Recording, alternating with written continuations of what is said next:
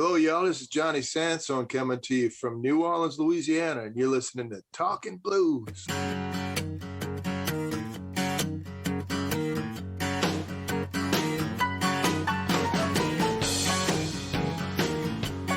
So is live performance, is that back in New Orleans now at the end of March here?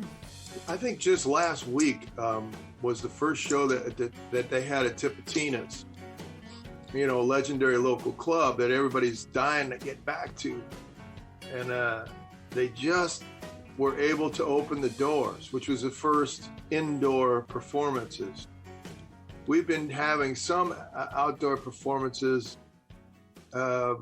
Mostly what's happened in the city in New Orleans has been house concerts, front porch concerts, and they've been allowing it at places that are in between, not concert venues, not bars, not restaurants. It's been, for whatever reason, that the breweries are allowed to have music.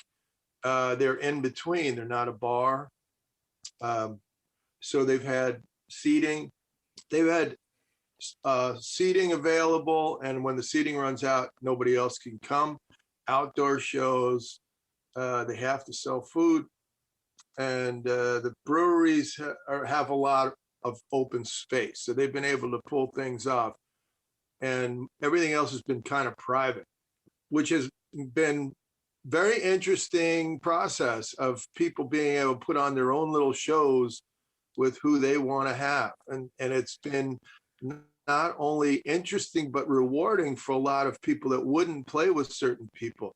So now you have a little opportunity as a guy with a big front porch and a lot of neighbors or good friends to say, hey, wouldn't it be cool to hear John Cleary play with Walter Wolfman Washington? Let's get the two of them and put them together. And they might not do that unless somebody called them and said, come and do it. Right. I'm only using them for an example, but songwriters that have been getting together that have never got together. So it's been a fan-based opportunity for people to say, I would love to hear this guy play with this guy. We can do that at my house. And since everybody's out of work, it's not about money anymore. It's about just trying to do something for the community and bring things back. That being said, we've been through all that period, and now the mayor has said we can move into stage 3, which means the bars can open. I don't know that they can have music. It's been very, very strange. When they started out, they said we can have live music, but you can't play a wind instrument or sing, which it's like, I guess we'll never have to do this again. If you play piano, you're okay, or drums or guitar, but you can't play, saxophone or harmonica or sing, because that's air coming out of you. Very strange rule. That was there for a while. Now we're just starting to see things where clubs are happening. Tipitina's was the first one last week. Very exciting, soft opening with limited seating. And the show that I'll be doing weekly is at a theater that opened on Broad Street in New Orleans. They can't really do the movies in the theater, so they opened another theater outside, and they built a big screen, kind of like a drive-in movie kind of screen with a stage, and they said, well, let's see what happens if we have live performance, and they were having puppet shows and all kinds of weird stuff, and then they moved into music. Music took off immediately. They started having afternoon shows, matinees before the movie, and then eventually the music was bringing in more people than the movie. So now they're having continuous music. And next Monday, I start a residency at the Broadside Theater. It's called Johnny Sansone's Blue Monday Blues Party. And I have assembled a band, 5-piece band with the guys that I think are the best people for the job. And then we have a weekly guest each Monday. I'm really hoping for that, to bring the tradition back for that. all the shows have been selling out there because you can only 150 capacity. So uh, you have to buy your tickets way in advance. The tables have really turned a lot. You know, Hmm. before we weren't sure what was going to happen. Now people snap up tickets before anybody else can get to them. How much playing have you done recently? Well, I'm going to a gig in a couple hours. I've been in my house recording the last few days, but at least once a week to two. Last weekend I played 4 shows in 4 days over the weekend. So it's been months at a time without doing any playing at all. So what's that like? To Because I presume you've spent most of your life playing on a very consistent basis, and to have this period where you don't play for months, what is that like, and what is it like to get back on stage, and to experience that live thing that you do? It started out refreshing to me because we spend most people see the driving in a van, getting out, carrying the stuff in and out, and playing the show, and you believe, well, that is a lot of work traveling around doing all that stuff. And really, that part is not the work. The work is having to promote and book and all the things that happen on a daily basis, always looking, 8 to 10 months ahead. Well, all these pieces have to fit together, and it's a giant puzzle. Unless you have some kind of scale management agency, somebody that's looking after your best interests for the things that are going to come later, then you're constantly in scramble mode. And it's difficult for the working guy that's just trying to keep his head above water, make enough money to keep a band out on the road or locally. It is a huge undertaking that nobody sees. Hmm. So to answer that question, for the first couple of months, I was like, wow, I can do all this stuff I just never had a chance to, because I always had an interview or get on the phone, or as soon as somebody, you would think a text or an email to somebody is going to get the job done. But a lot of times you have to get somebody on the phone because negotiations everything is difficult. So you almost have to sit by the phone. When all this stuff went down, I was like, I have this old antique Russian motorcycle with a sidecar, and I had all the engine parts machined, and they've been sitting there for 3 years. I can go put that together now. and I, I always wanted a pizza oven. Well, I studied up on how to do it, and I built this beautiful pizza oven in my backyard, and then I ended up building up a whole.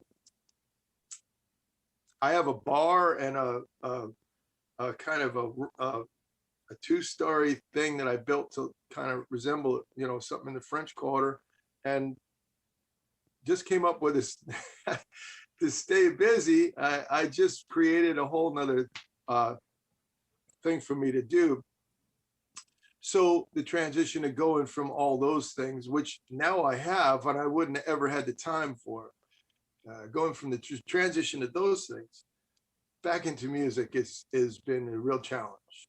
Because now, as I'm doing the interview with you, I just did an interview right before this with some people in New Jersey, and and then I'll be heading to a gig, and after that, we'll be back and working in the studio.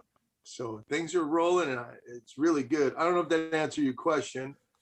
Well, it's a great answer. I guess I was more interested in what it feels like to play in front of people after not playing in front of people for a long time, and making that. Is it just something that just comes back to you immediately, or is it an adjustment for you to get on stage? I haven't done that many band gigs. I've been working a lot as a solo, which has really turned things around for me too.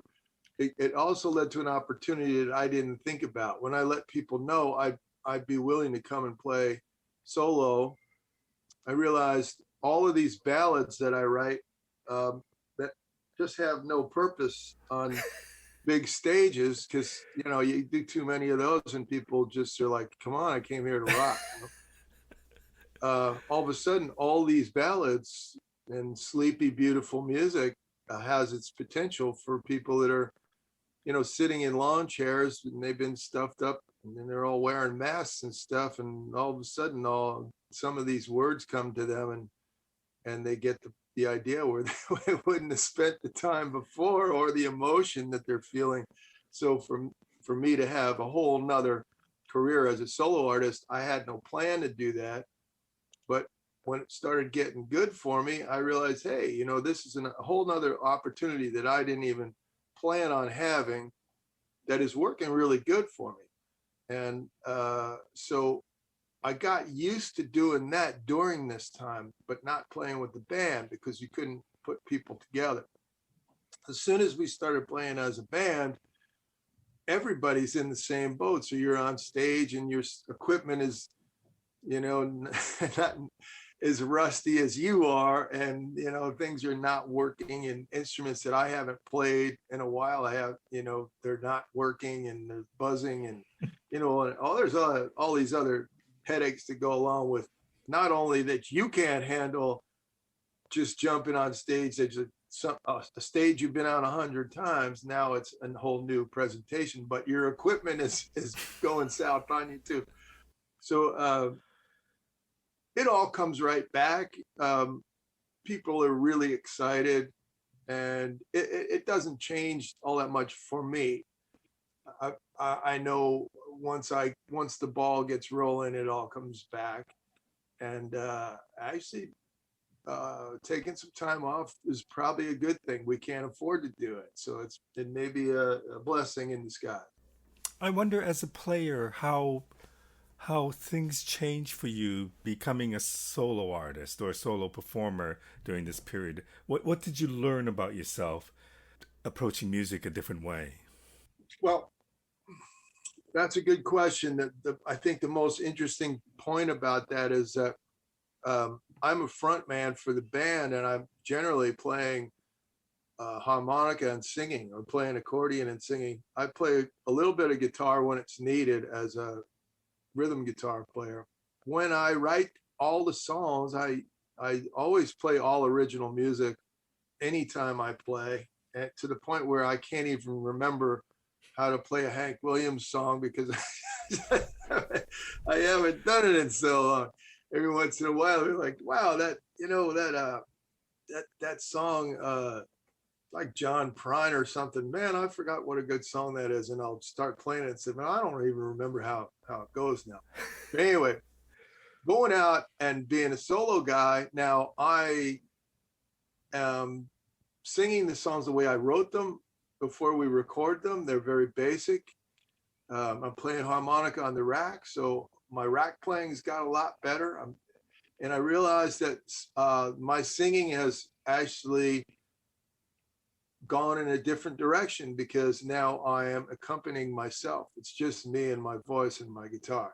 So it's been a really good thing for me, and a little bit more of a learning process, because I've never had to do it. And when I get put in that situation, I find that it's actually helped. When I got on stage, I've been a blues shouter for so many years. When we come around to the ballads, I realized, wait a second, let me be a little bit more airy about this. And, so the voicing's changed just a little bit.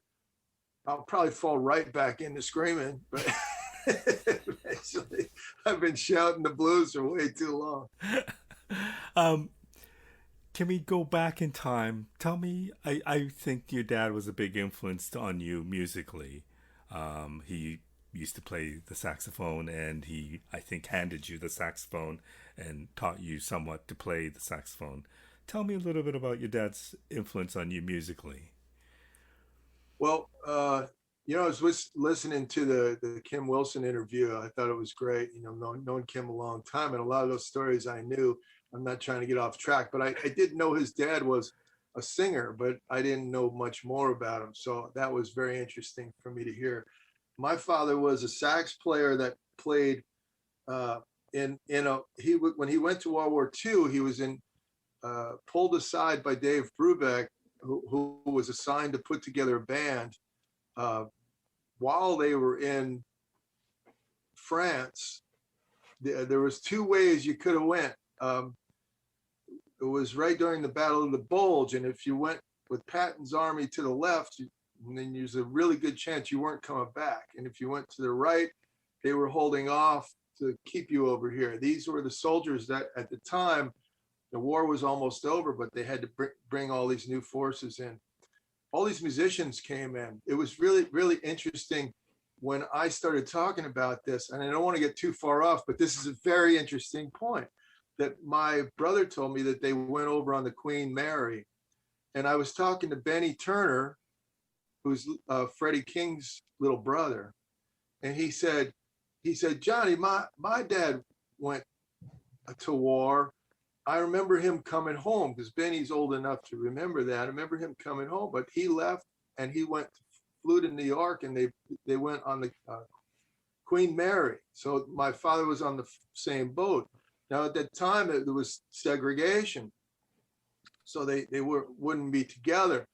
But when Dave Brubeck put this band together, it was to entertain the troops. Some of they knew were not going to come back, so they wanted to give these guys, some whatever that they gave them. There was a USO truck with a piano and some girls and this band that my dad was in. And they ended up having to, Dave Brubeck was supposed to pick out the musicians that he made friends with. And some of them were African-American guys that had, were not supposed to be together. And Dave said, if I can't have these guys with us, then I'm not doing this. And he kind of integrated the whole situation. So my father was in this band where later on they went on to, after the war was over, they stayed in London and with the USO tour, and they celebrated for a year. They played in a giant theater, and they were the house band, and they backed everybody from Ella Fitzgerald, on down. And another one of my favorite stories is my mom telling me the first date she went on with my dad. She was 18 years old, and he took her to a little place in Harlem, and they went in, and there was only like 10 chairs in there and a guy playing piano, and she wasn't very impressed until Ella Fitzgerald came in and hugged Dave and my dad and sang a song with them. And then of course my mom was like, who are you? Yes. So, because he had backed her, they were all friends. There were a lot of people like, Mickey Rooney, a lot of these guys would Burl Ives, these guys would come to our house when we were a kid. These people went through a very hard time, in being soldiers and being in the entertainment business. So now my dad instructed me he picked me out of, I have a younger sister and two older brothers, and he decided I was going to be the guy. I don't know what he saw in me, but he knew that I was going to be the guy to carry. So 8 years old, I started playing his saxophone that he carried through the war. It was a 1920s Martin alto. And I started taking lessons, and I became a musician, and I thought I was a musician. He would show me, say, the two things I want to make sure that you get when I come home from having a class or taking a lesson from one of his friends. He'd say, there's two things you have to have, and you can do anything you want with music, but you have to have these two things. You have to have good tone, and you have to have good phrasing. And whether I could play or not, he insisted in these things. And the interesting thing is, through my entire career, people have said to me, your phrasing is like, a guitar player or something, and, and your timing is really, and I said, well, my dad told me that's all I have to do. So that's what I did. And it makes complete sense. And when I give lessons to people, especially younger guys starting out, that's what I tell them. These are very, very important things. If you could play one note and touch somebody with it, then the battle has begun. You've got membership. How do you teach tone and how do you teach phrasing? Or how do you learn that? It depends what instrument you're playing. Tone comes from so many different things. If it was a wind instrument, it's different. Harmonica players are constantly searching for this because Right. it really separates the men from the boys is tone. Um, Saxophone, the clarity, the fatness, all these things come, but you're chasing this all the time. So when you hear somebody play, how does he do that? So you're trying to get to imitate that sound. There's always somebody to look higher to find it. And essentially, there is no, especially with harmonica, there is no way to just hold up a harmonica and play, and you can't see anything. It has to be explained to you. I remember buying the first Fabulous Thunderbirds record and saying, man, this guy is unbelievable. I can't wait till I meet him. And later I found out we were in the same school because I was already getting lessons from Junior Wells and James Cotton. Those guys would come. I was in college and they would come through town and play, and I was right there and made friends with them right away. So I was in the same school Kim was. He just got there before me, and he was much more talented. So. Okay, so you have, I mean, you were talking about New Orleans and how you couldn't sing or you couldn't play wood instruments or instruments that was wind instruments. You're talented enough that you play multiple instruments. So even though you might not be able to play the harmonica live, you could still play the accordion or I guess you can't play the saxophone, but the guitar. At what point, I presume this idea of tone and phrasing would have applied to every instrument that you would have picked up. So when you started picking up the guitar at the age of 10, is that correct? That Yeah. you also had the idea that tone and phrasing was important in guitar and the harmonica. I think the lesson that my father was trying to explain is that always has to live inside of you. So it doesn't matter whether you're singing. It's kind of the holy grail of music that you can listen to some music that sounds extremely scattered, but it still has these things in it. And playing the accordion, I picked up the accordion because it did things that I wanted to say on the harmonica that I wasn't able to, playing more chords and stuff. And it was a challenge trying to figure it out. Now, I would say I'm not the master of any of these instruments. The point is, I use them all as tools to say what I'm trying to say. I've been very fortunate that the harmonica has risen to be pretty much my top instrument, and I'm able to get studio work and play on movie scores and different things that I really never dreamed would be presented to me. So yeah, it's all about that. And getting back to the I got to meet Charlie Mccoy, who's the most recorded musician in history. He's played on more hit records than anybody. An incredible stylist on harmonica, and his tone is unbelievable. And I realized that when he played on something like George Jones, He Stopped Loving Her Today, there's maybe two notes that he plays. They're put it right in a place to grab your heart.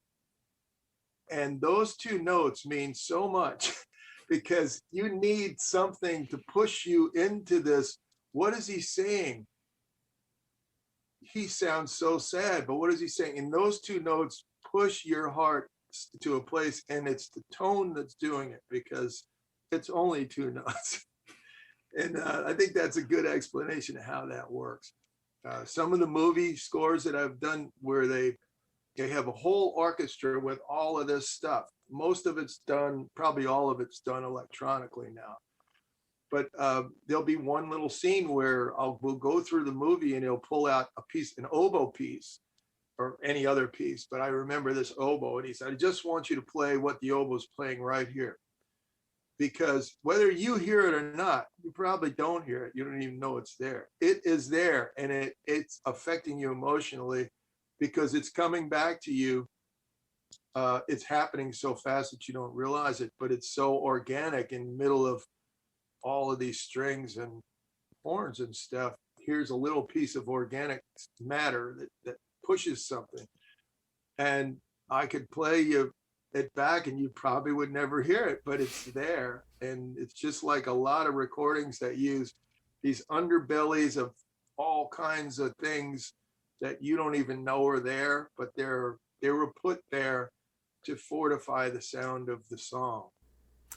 I because I'm not a musician, I hope this isn't a stupid question, but if you were to take a song and put a solo on to that song, and you have the choice of either playing it with your saxophone or your harmonica, but you know what the melody is going to be, would the phrasing and the tone be similar in both instruments because it's being played by you and it's the same solo?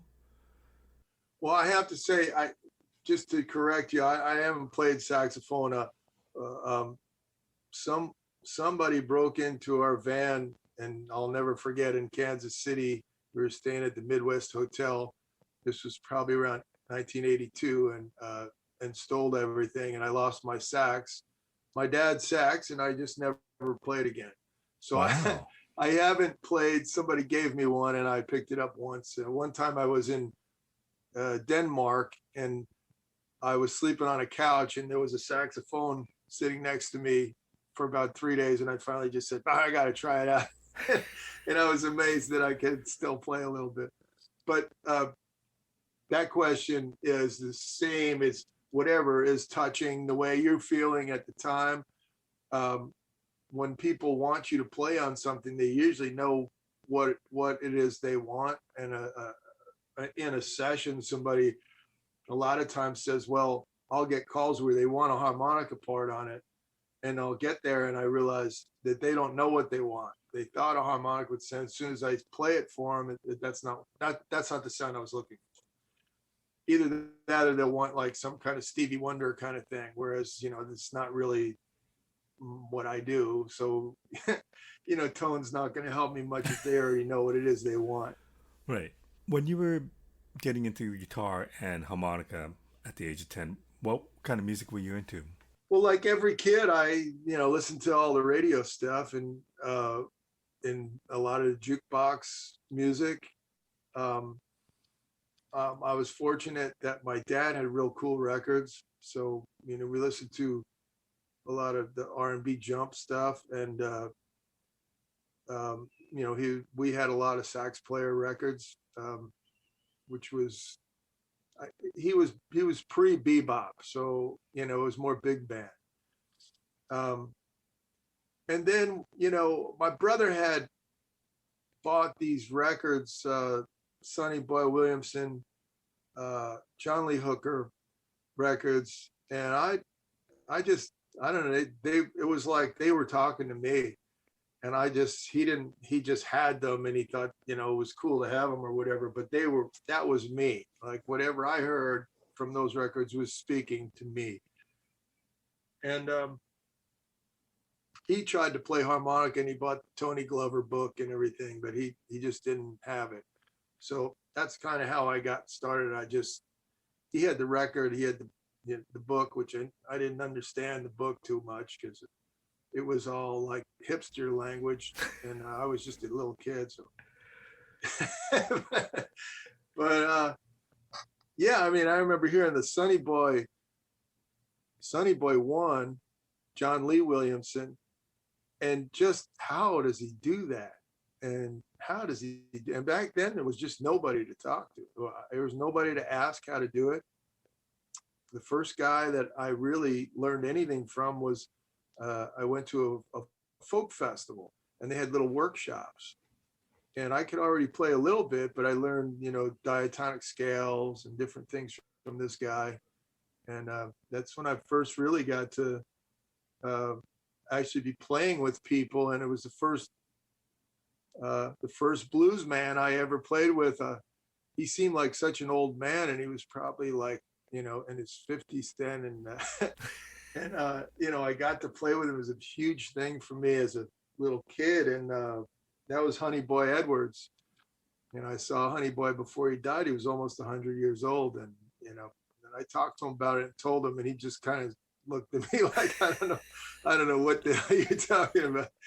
But which I'm sure he would have. And I hope I live that long and some kid does that to me. Yeah. But Howlin' Wolf and seeing Howlin' Wolf was a big thing for you. Can you just paint a picture of what that was like for you? Because at the age of 12 or 13, like, maybe it's just me that I came to the blues a lot later. To me, it was way more mature than I was able to handle at the age of 12. But obviously it connected with you at that time. How did it connect with you? What happened when you saw Howlin' Wolf? Well, that put the pieces together for me to send me to go. I lived in New Jersey, just on the other side of New York City.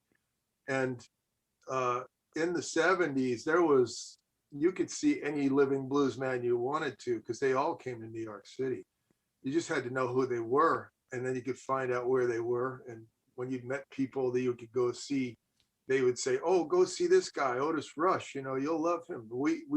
These pieces all fell together because I realized that the target for me was to find these people, find out what knowledge I could get, whatever it was. I had to do it. I know when I was in high school, I could go do that. But I was going to a swimming camp. I went to college as on scholarship to go to swim, competitive swimming. I was going to a swimming camp at the University of Miami, and all the kids were there. Well, I was walking around the campus, and I saw, they had one of those outdoor stages, and I heard this guy playing. Well, he was just singing, and he was all by himself.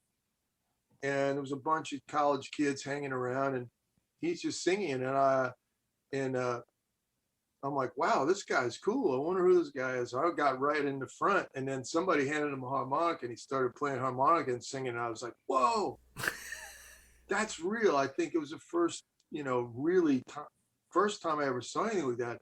And I swear the guy, this is the way I remember it. I swear the guy looked right at me with this terrifying look, and like almost to say, "You're gonna get this thing." Like, I'm looking at you, kid.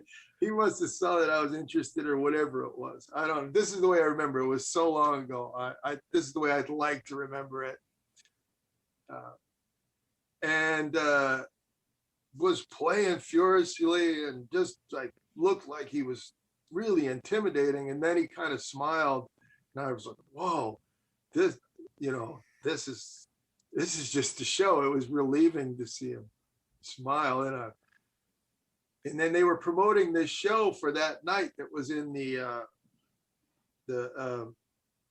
college pub or whatever it was on campus, and the blues show was going there, and I had to sneak away from the swimming camp to go over there. When I got there, I was so young they wouldn't let me in, so I stood outside and I listened and I waited for this guy, and to hear him.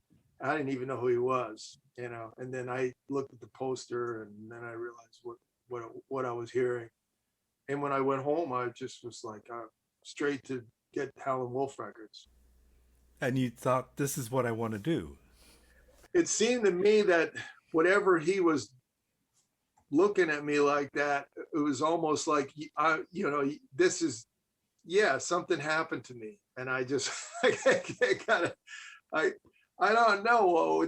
Was he trying to tell me the same thing my father was telling me when he looked at me and said, "You're the one"? I don't know what it was, but whatever it was like a bolt of lightning, and I was just so moved by the guy that I was like, wow. And then as soon as I got the records, I was at home with the harmonicas, singing "How many more years?" I was trying.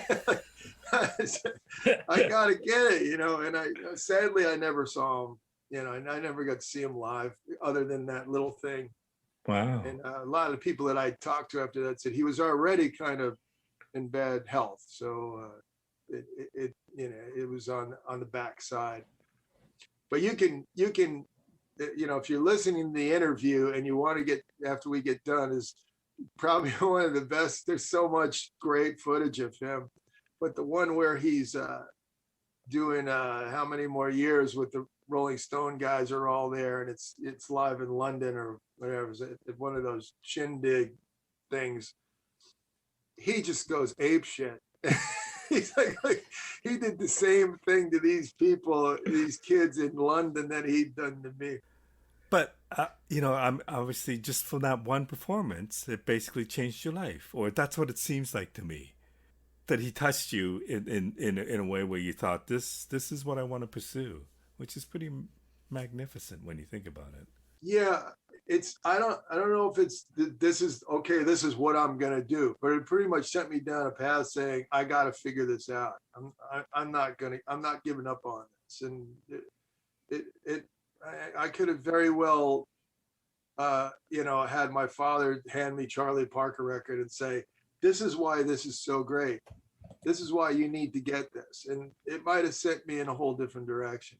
I found this guy, and I felt like I found him on my own. I was walking through, a campus, and I heard him, and I went and found him, and it was something that it was just me, and it was just him as far as I was concerned. I wonder. So obviously, your swimming background, you must have been a decent swimmer to get a scholarship, and I know swimming takes a lot of discipline. You probably had a lot of early mornings in the pool.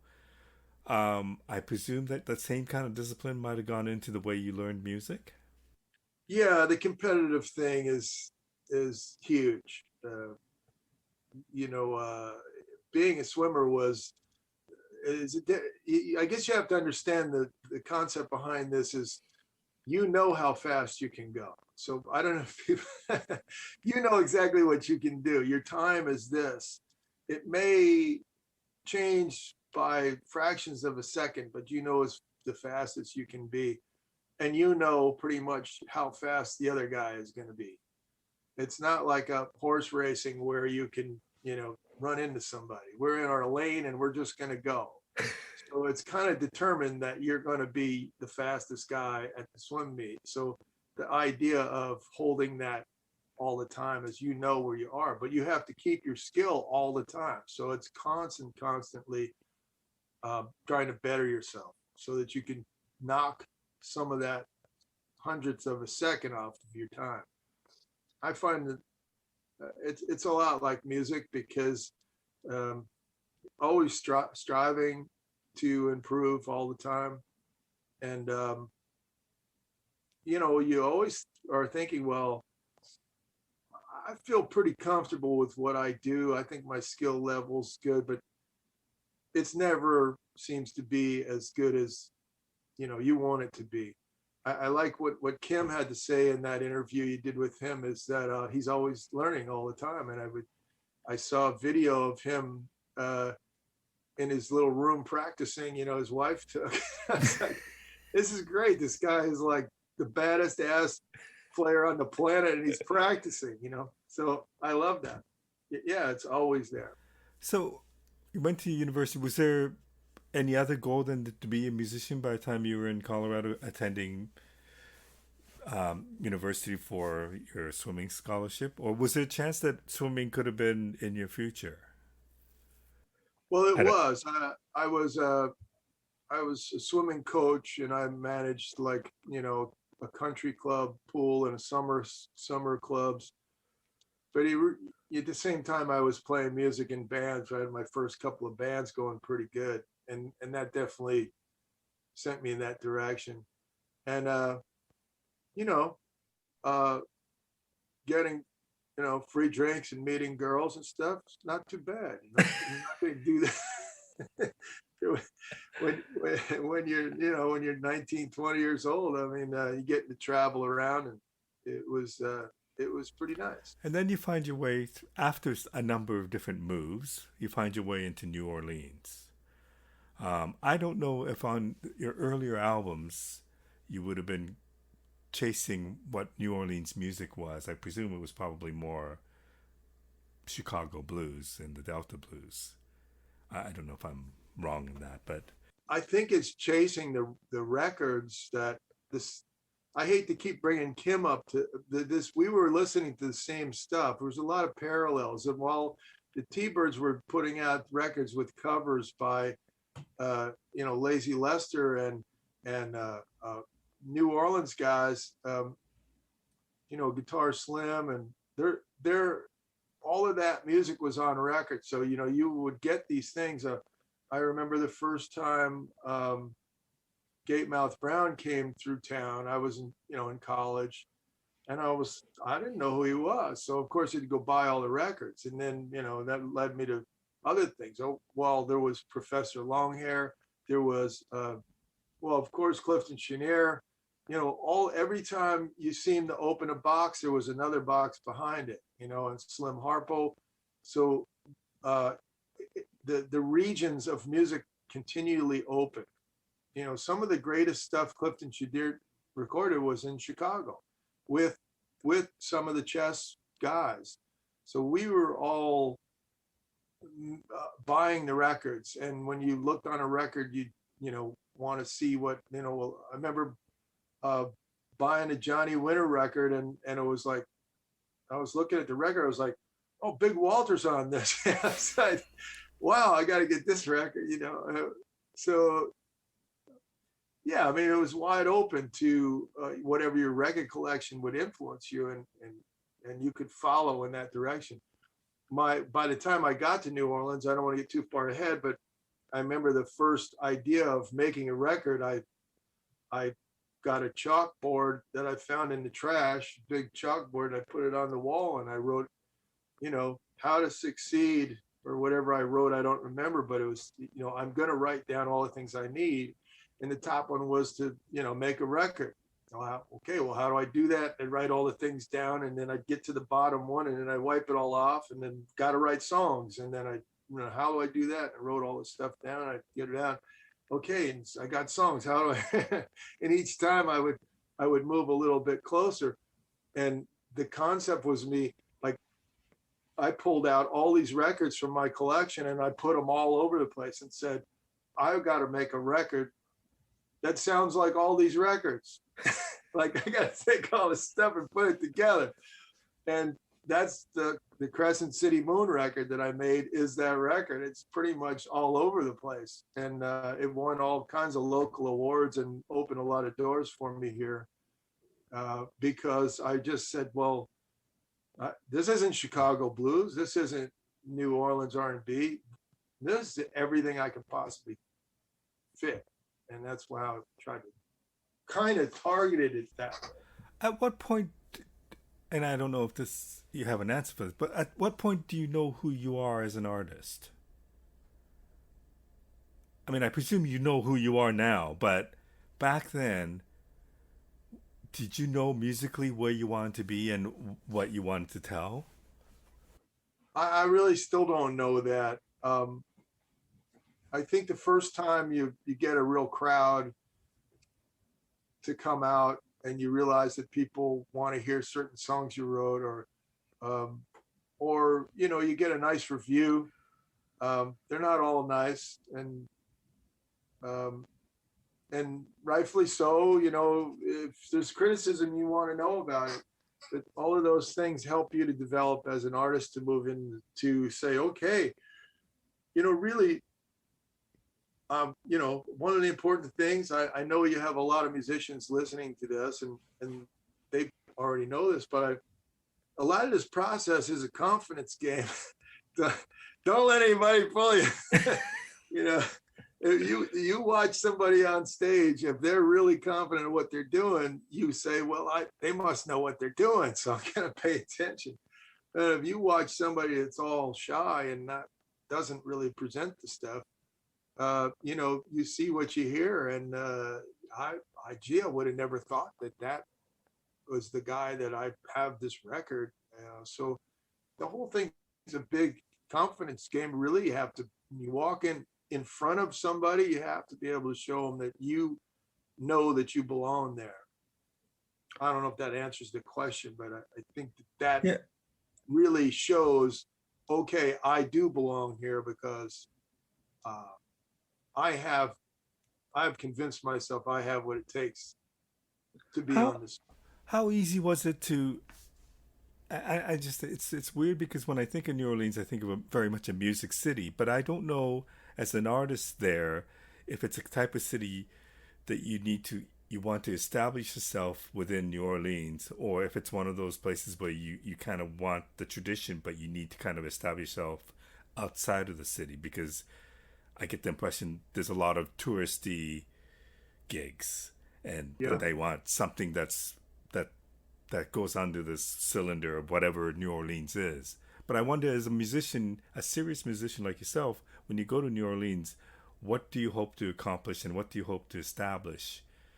And is it easy to make a name for yourself in New Orleans when there's so many great Well, I have to musicians? say, I tried every place. I lived in Austin for a year, and I was happy to hear Kim went through the same experience I did only years before when he didn't pay his electric bill because he didn't have any money. I didn't know any of that stuff. So thanks for sharing that.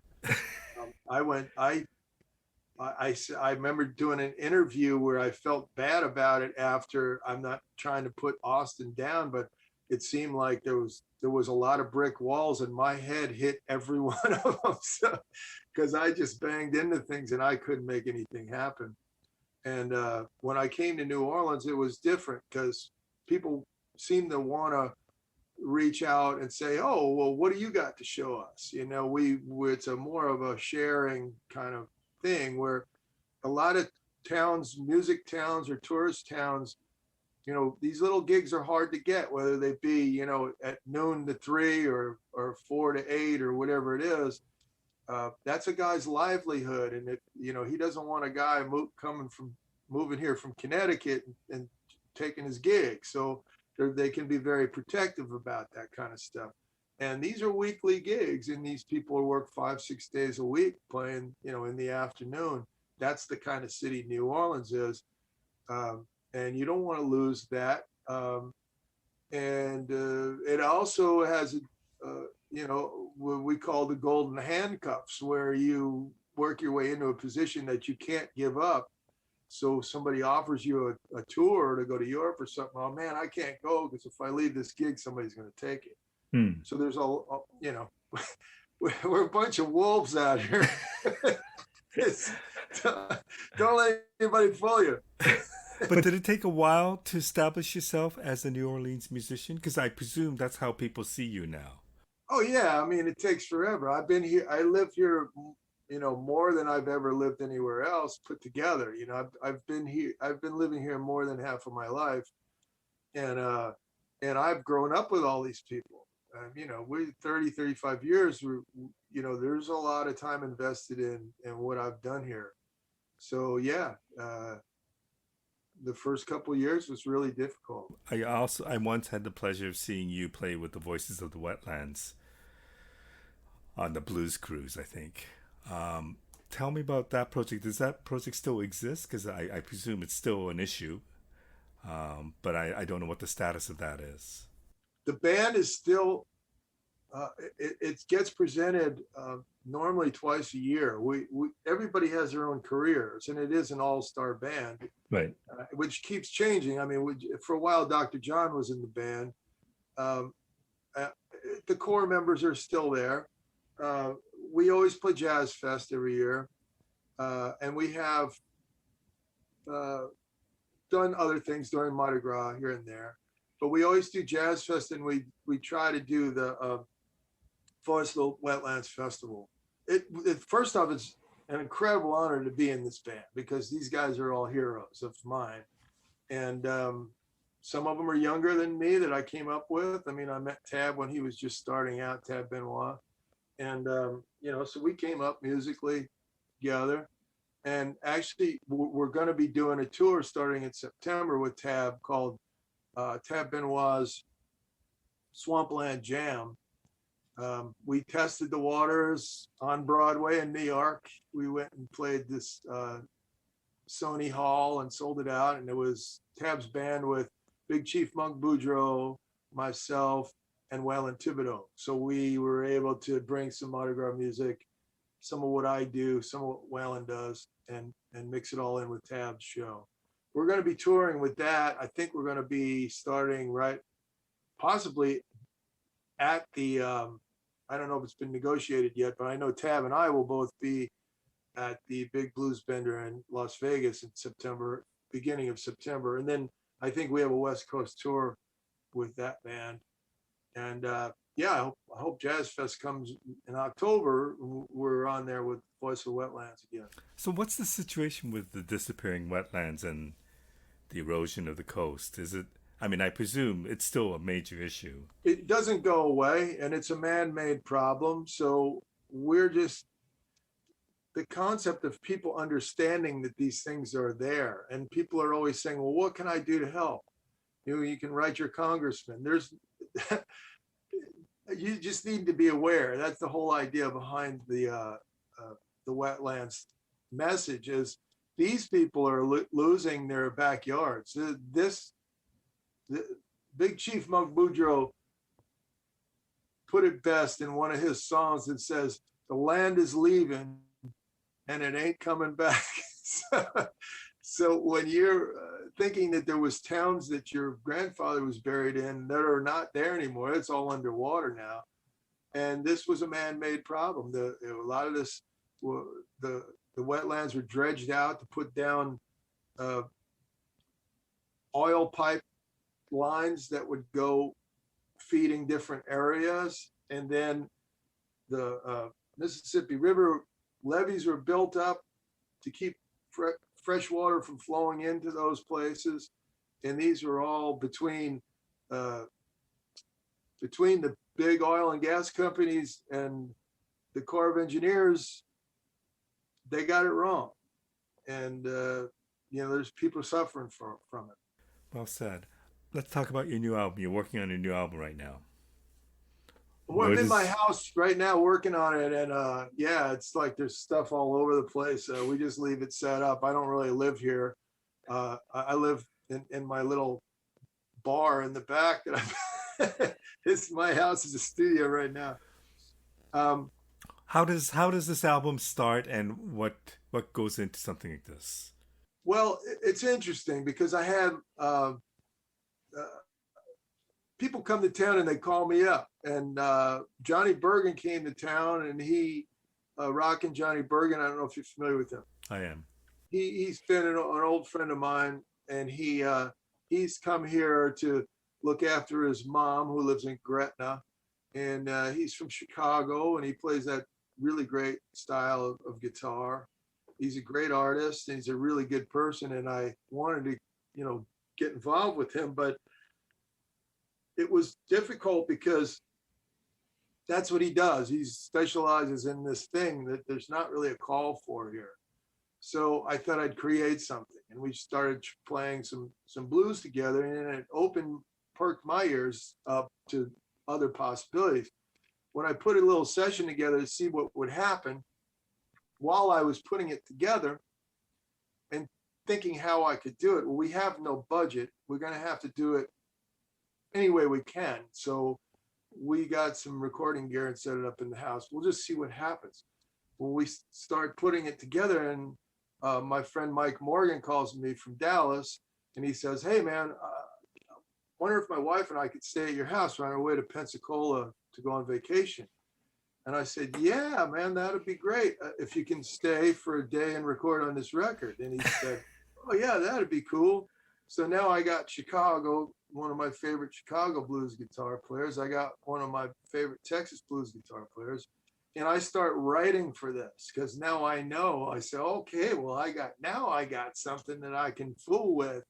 And I started writing directly for two guitar players. In the first session we did, it sounded like I just put them up against each other and said, all right, this is going to be like you're Eric Clapton and you're Dwayne Allman.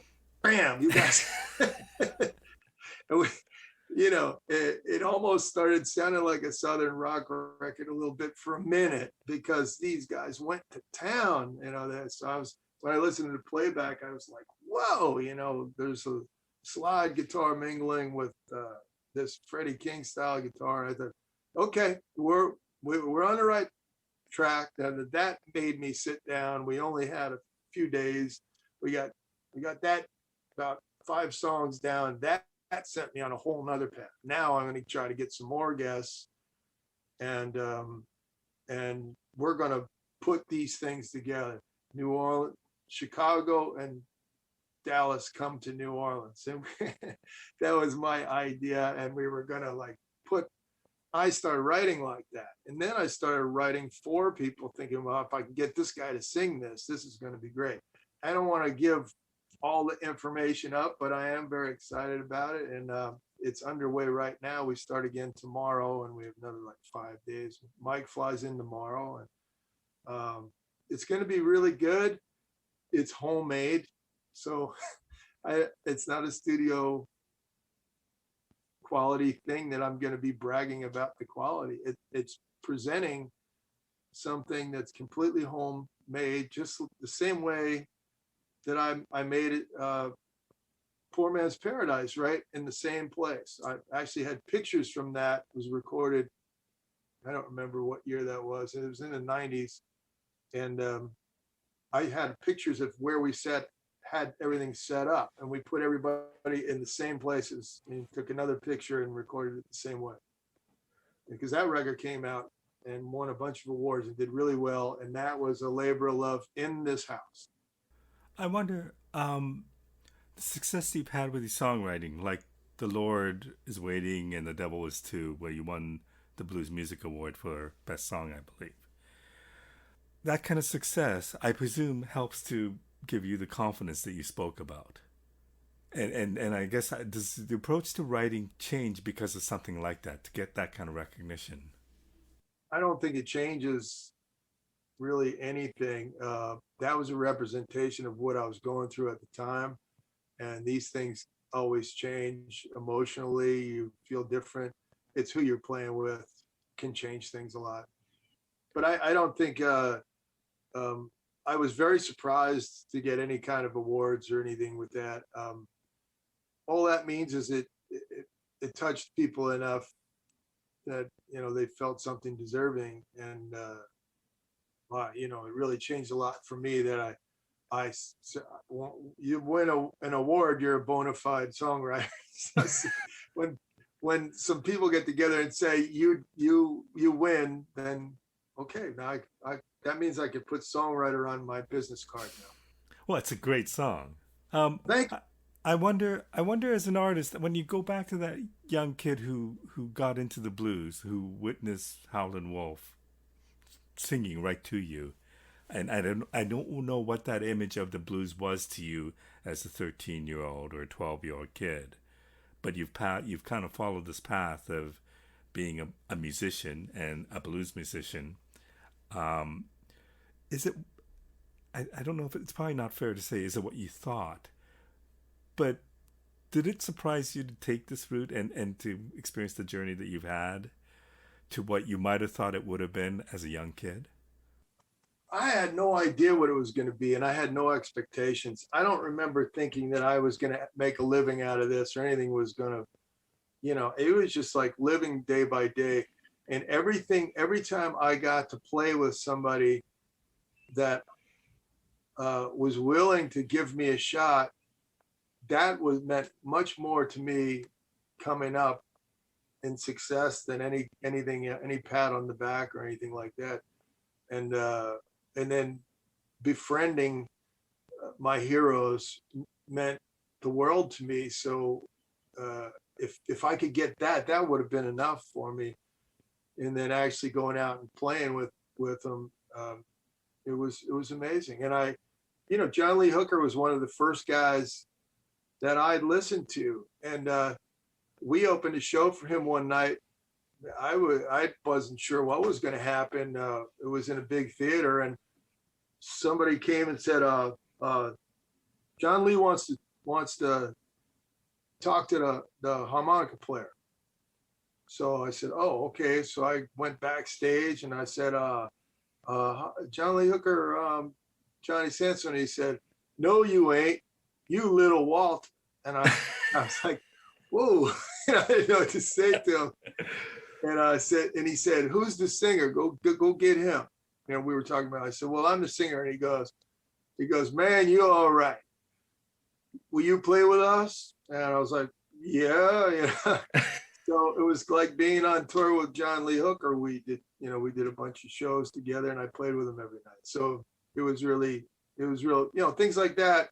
I don't know if that stuff happens today, but back then, when you were a kid, that was an amazing feat. I'm going to ask you one more question. We'll wrap this up. But when you have something like that, and I know you've played with a lot of different people, like Ronnie Earl, John Lee Hooker, Jimmy Rogers, I wonder, what's the greatest lesson you learned from them?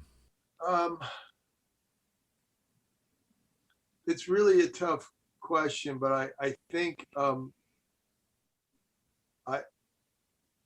it's almost impossible to come up with one thing. But I believe when you're living with people and you see day in and day out how they conduct themselves, there's a giant learning curve as to how to be a professional musician.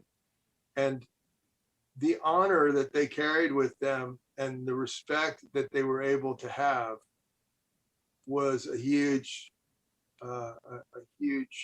learning process, and it still is. I mean, we go with the voice of the Wetlands All-Stars, and people will. I've worked both sides of this. Where I've been the guy in the van that goes to pick up, the artists at the hotel or the airport and take them to the festival, and I've watched guys just not even recognize that you're there. And I watch guys I've been on that side, and then I watch guys like in the voice of Wetlands All-Stars. Before we even get to the venue, we're all getting out our tip money and getting ready to thank the guy for doing this. It's a huge, it doesn't seem like much, but when it's every day and you're doing it all the time, maybe you didn't know you're supposed to tip that guy. Your life, you have to show your value back in a lot of ways, and I believe that I learned a lot about being an honorable person, I guess would be the best way to put it, in this crazy business. Well, Johnny, thank you so much for taking time to do this. I really appreciate it. Well, I got to tell you, man, I can't wait to listen to more of your interviews. I'm a fan, and we just haven't had a chance to run down all of them. But when I saw the list that you sent me, I was like, whoa, and you want me? Something doesn't sound right here. But I am so honored. Thank you so much. Thank you.